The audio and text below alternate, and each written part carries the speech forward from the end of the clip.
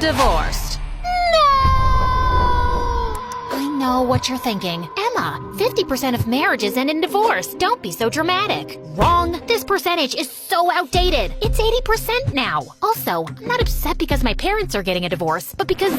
Wait. I'm getting ahead of myself. Let me start from the beginning. And make sure you like this video and subscribe to MSA. I was born in a very poor country. But luckily, my parents were entrepreneurial geniuses. They built a business empire early on, so I never had a taste of real poverty like others here, and was practically raised with a golden spoon in my mouth. Mom doted on me and was super attentive, but Dad wasn't around much, so we'd never grown close. And when I was 11, he just announced out of the blue that he wanted a divorce and was moving to the US. He left just like that, without even paying child support. The most traumatic part was that he took our wealth and my lifestyle with him. And I had to eventually give up all the expensive stuff that had made me who I was. What do you mean, let's go eat hot dogs in the park? We're not hobos. Should we be sleeping on park benches next and using newspapers for blankets? I'm just saying, we can hang out and not spend money all the time. But apparently, we couldn't, and that's the first time I noticed I had no real friends around me. I switched to a public school, which was so stinky and embarrassing. Can I have one local lobster, please? Oh, yes, of course, milady. 1 second. Oops, guess we ran out of those. Mashed potatoes and greasy chicken on Mondays. Remember it. It was a hard reality check, but over time I learned a lot and got really street smart. Do you have seafood today? Mashed potatoes and greasy chicken on Mondays, sweet pea. Remember it. By the time I graduated from high school, I was a strong, savage girl who would not let anyone cross her. I had saved up for a flight to the US, and I was ready for revenge. Daddy, here I come. Dad was the owner of a huge restaurant chain here, so he was easy to locate. I wasn't sure exactly what I was gonna do yet, but I wanted to get close and find some dirt on him that I could use. And even though I was 99.9% sure he wouldn't recognize me, I'd still gotten a serious makeover to avoid the risk.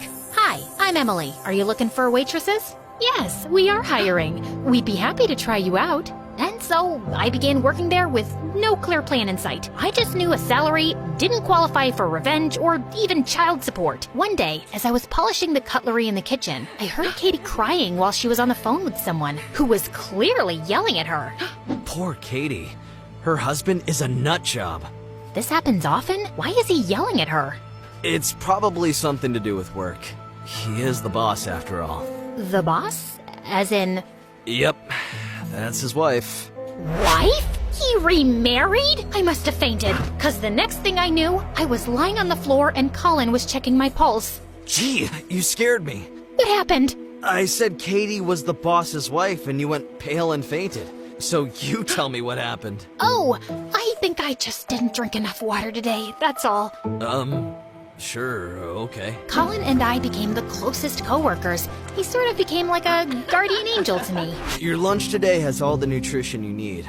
Can't have you faint in my kitchen again. Although What? Well, I haven't performed CPR in ages. I might need a refreshment course. You know that doesn't count as a kiss, right? It only makes you a creep.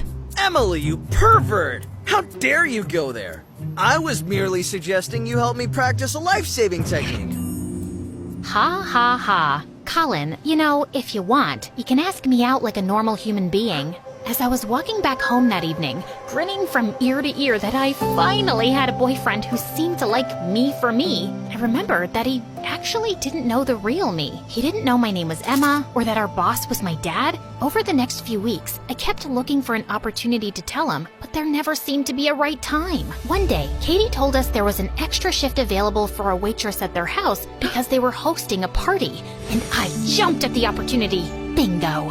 As I entered their mansion that evening, I felt a sense of nostalgia, and a realization dawned on me. Dad's life hadn't stopped or changed like mine after he'd moved on.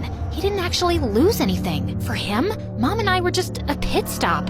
Magnificent, isn't it? Oh, hey, yeah, it really is. When we went inside, Katie welcomed us warmly. She was always kind, but in her home, she seemed more warm and maternal. It felt like we were guests, not employees. Kids, come show Emily around and put her bag in the locker rooms. Hey, Emily. Nice to meet you. Hi. As they showed me around, I felt like they were living the life that was stolen from me. What a lovely house.